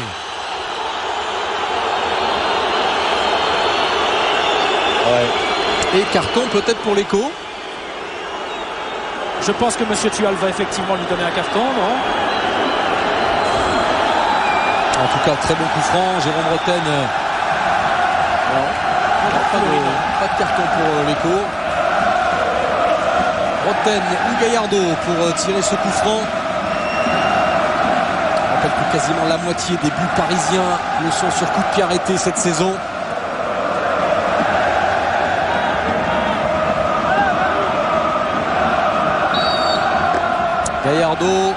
Gallardo, c'est frappé en face, c'est dedans, le but de l'Argentin Marcelo Gallardo, 3-1 pour Paris. Il est beau, il est très beau, il y a sûrement une faute de placement des Monégasques, notamment du mur, il faudrait voir ça. On a l'impression que Romain n'avait pas du tout vu partir le ballon, ou en tout cas qu'il ne s'attendait pas du tout à ce que ce soit Gallardo qui frappe.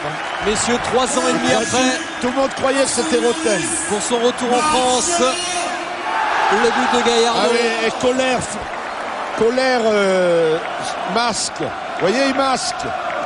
Est-ce qu'il la touche ce ballon? En tout cas, on va l'attribuer vraiment à Gallardo. Non, mais c'est Gallardo, mais il ne l'a pas touché, il l'a masqué.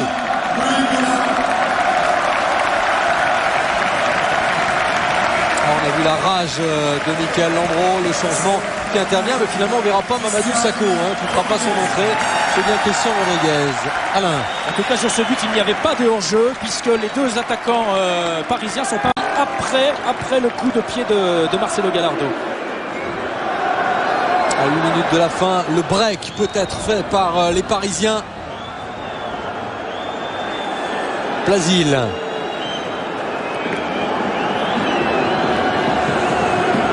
On savait que ce match pouvait se pencher d'un côté comme de l'autre. Guy, Monaco a eu sa chance avec le pénalty de Piquion. Paris a saisi la sienne dans les dernières minutes, même s'il reste encore 7 minutes à jouer, tout est encore possible, mais c'est quand même un avantage conséquent obtenu par le PSG.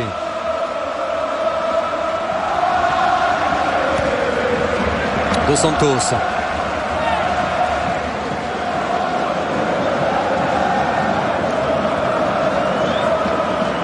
Dos Santos pour la touche.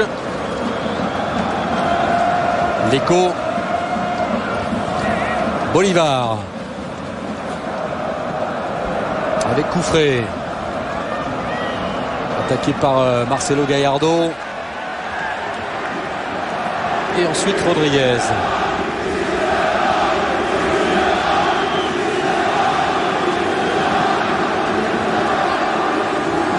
Roten.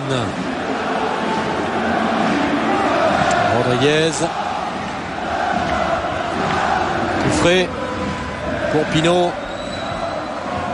Pinot qui essaie de passer la touche. Un petit mot avec Paris Saint-Germain, Dominique. Avec Peggy Louindoula sur le banc. Peggy, si vous êtes venu à Paris pour vibrer, vous êtes servi. Ouais.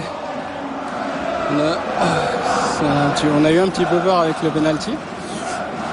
Mais c'est sûr qu'au niveau des sensations, ce soir, il y a eu tout ce qu'il fallait. Maintenant, il faut tenir le score parce qu'on est à la recherche de points et c'est pas facile. Et but. Et Rodriguez au moment où Peggy Louindoula s'exprimait, le 4e but parisien. Le 4e, regardez, du sourire. Et il est signé Christian Rodriguez qui profite d'un incroyable relâchement de la défense monégasque. 4-1, festival offensif du PSG. Les Parisiens sont récompensés des progrès qu'ils avaient amorcés dans les 2 dernières semaines. Et regardez Rodriguez. Et on va revoir cette action. 4e but parisien.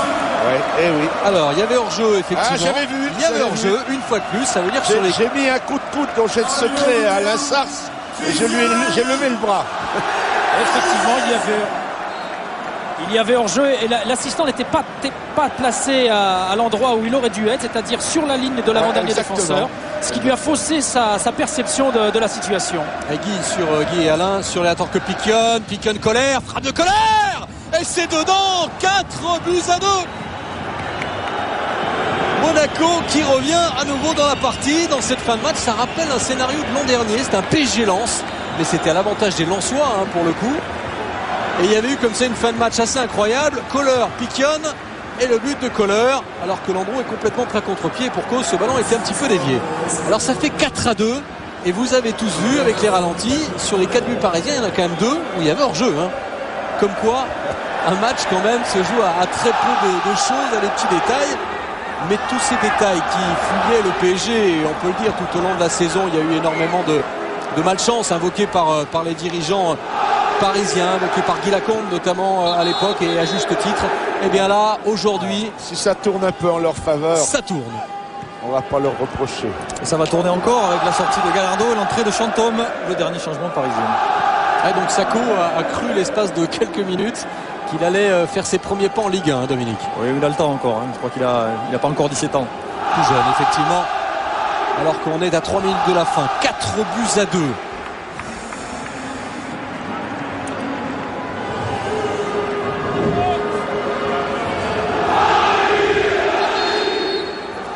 Bon, alors vous pouvez me mettre une note maintenant. Ah là, vous pouvez y aller. 4-2 entre Paris et Monaco avec un match assez incroyable qui ouvre de belles manières cette 24e journée. 6 buts. Chapeau également à Marcelo Gallardo qui 3 ans et demi après avoir quitté Monaco marque à nouveau dans le championnat de France sous le maillot du Paris Saint-Germain. Et pour la petite histoire, vous savez que son rêve, ça a toujours été d'évoluer à Marseille.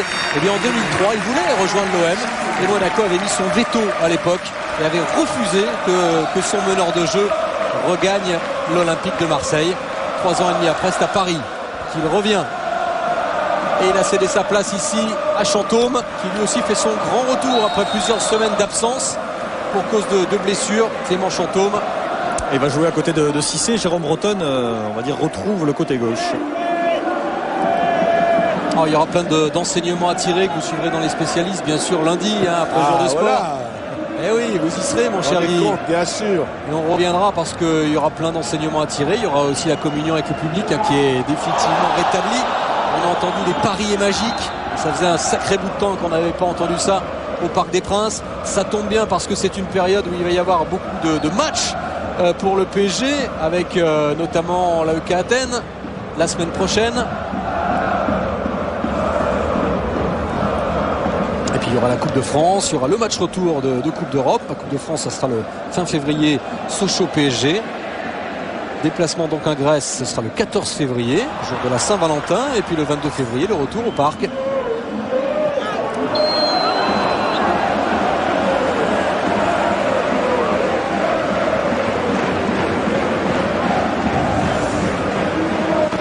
C'est Michael Landreau qui aura été aussi le grand bonhomme de ce match, qui a repoussé un pénalty à un moment décisif où Paris tremblait. Guy. Voilà. Et on ne peut pas dire qu'il soit vraiment parti avant.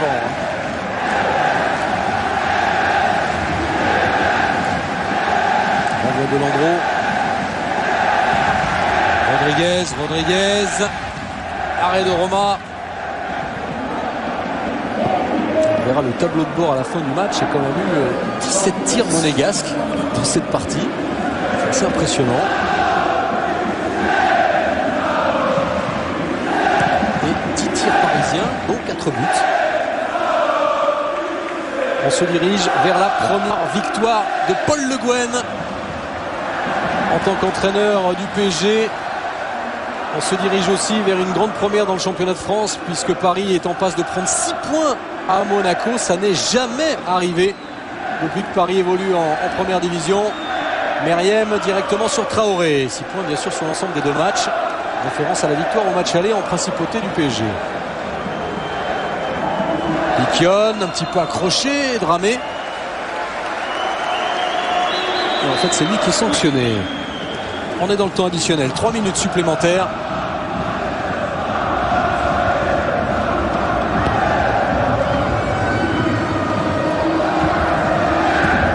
Les grandes premières aussi quand on louait la défense monégasque. Là, c'est la première fois qu'elle encaisse 4 buts dans son championnat. Rodriguez. Encore Rodriguez.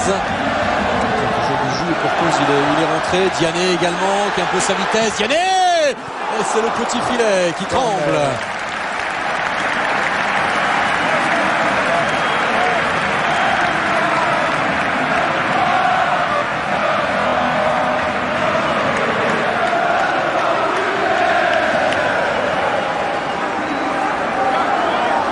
Les champs parisiens du côté du COP de Boulogne, du côté du COP d'Auteuil.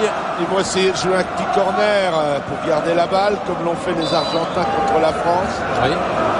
Vous y étiez d'ailleurs, mon cher Guy. Oui, je me suis enrhumé. Au Stade de France. Mendy. N'oubliez pas demain sur Canal Sport. Lance ce show avec Cyril Linette, 18h sur Canal Sport et puis 21h. On trouvera Bordeaux-Marseille sur Canal, suivi de l'équipe du dimanche comme d'habitude, chaque dimanche. Ronsoro. Ouverture vers Kohler, déviation avec Piquion. Frédéric Piquion attaqué par Dramé. Couffré. Le centre avec Pinot, c'est une tête de Bernard Mendy. Il y a de la volonté affichée par les Parisiens. Oui, ben l'allant est complètement parisien. Même si les Monégasques tentent jusqu'au bout. Ils n'ont jamais vraiment laissé tomber les Monégasques, alors que le président Alain Chiesa qui est descendu de la tribune présidentielle. S'il y a quelqu'un qui mérite cette victoire aujourd'hui, c'est lui, avec tout ce qu'il a enduré dans les derniers mois. Blasile avec Pinot et la frappe au-dessus. C'était sans doute la dernière frayeur pour le président du PSG. À quelques secondes de la fin, c'est un jour qu'il faudra retenir pour Paris. Première victoire en 3 mois et demi. Il y avait le spectre de se retrouver dans la position de relégable. Paris, après 24 journées, ne sera pas relégable, c'est sûr, aujourd'hui. Après cette victoire sur l'AS Monaco, on écoutera bien sûr l'ovation du Parc des Princes. Coup de sifflet final, 4-2 pour Paris.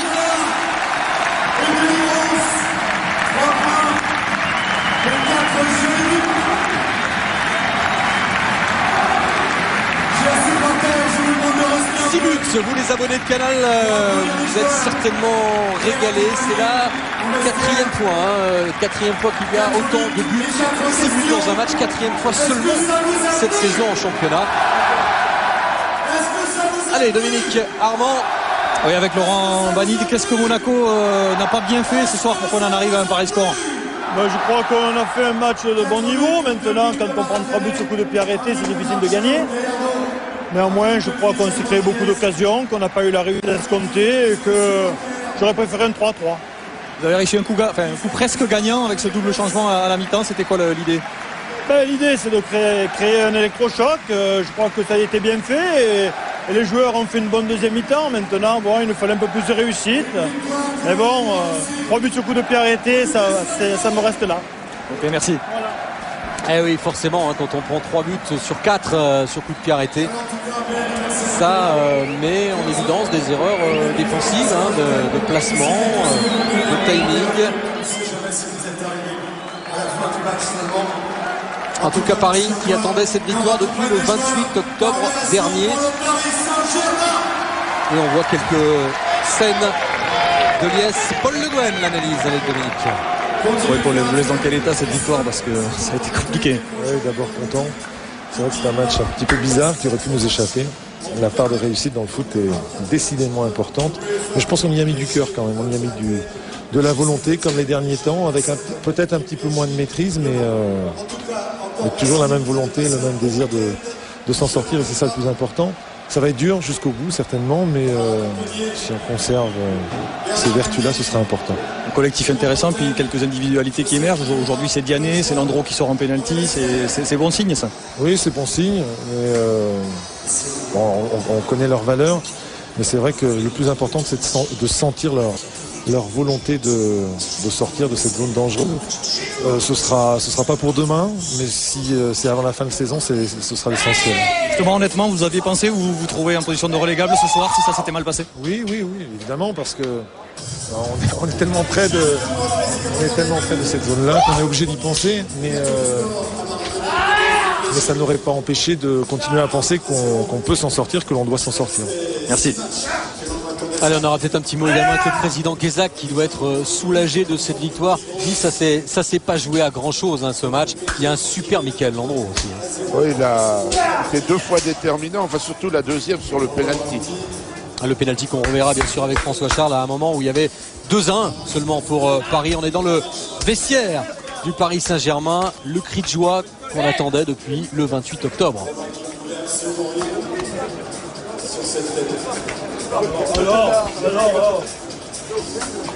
Eh les gars, pour Mario les gars, pour Mario les gars. Bon, bien joué Mika, bien joué tout le monde. Et pour Paris Bibi, Paris Bibi,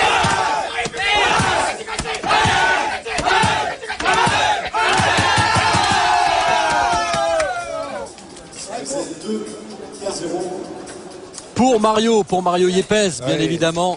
Et le président très prudent qui ne va pas tout de suite dans les vestiaires. Non, c'est vrai, on va le retrouver. Tiens, on regarde le tableau de bord avant d'avoir d'autres réactions, bien sûr, après cette victoire, Guy. Monaco a monopolisé le ballon 55% du temps, a tiré 18 fois, mais c'est Paris qui a marqué 4 buts contre 2. 7 occasions de chaque côté, il arrivé 6 buts. Sacré réalisme et sacrée efficacité également de Michael Landreau, bien évidemment, autre grand bonhomme de cette partie. Monsieur Penalty. Effectivement, Bernard Mendy qui a dit bravo Mika, c'est quand même pas pour le penalty, vous les sortis quasiment tous, c'est une habitude. Non, on n'est jamais sûr, ce tir au but. C'est une énorme satisfaction ce soir parce qu'on avait vraiment besoin de ces 3 points et je crois qu'on a montré de belles choses encore ce soir, même si ça n'a pas été facile. Justement, ça a été un drôle de match. Comment vous avez vécu ça de votre but? On a presque eu l'impression que c'était plié à la mi-temps, puis pas du tout. Je crois que tant qu'on n'avait pas marqué le 3e, c'était pas plié. Et même si on a fait une très bonne première mi-temps avec ces 2 buts, le fait d'avoir pris un but rapidement, ça a relancé un petit peu Monaco. Et après, on n'était pas à la merci d'une égalisation. Donc ça a été un match mouvementé, mais qui fait vraiment du bien au moral. Justement, c'est un peu plus de 3 points cette victoire. Quand on joue le maintien, il n'y a pas plus de 3 points, même si psychologiquement ça va nous faire du bien parce que après ce bon nul obtenu au Vélodrome, c'était important de gagner, renouer avec le succès parce que ça faisait longtemps et je crois que ça c'est bien. Merci. Ah oui, il y avait eu 3 nuls et 3 défaites depuis la victoire contre Rennes le 28 octobre dernier. Regardez Pierre-Alain Fro, absent, qui a dû déclarer forfait d'ailleurs hier après l'entraînement. Pierre-Alain Fro qui vient féliciter les joueurs. On va peut-être revoir tous les buts. Si vous avez raté la première période, pourquoi pas, regardez le scénario de ce match rapidement.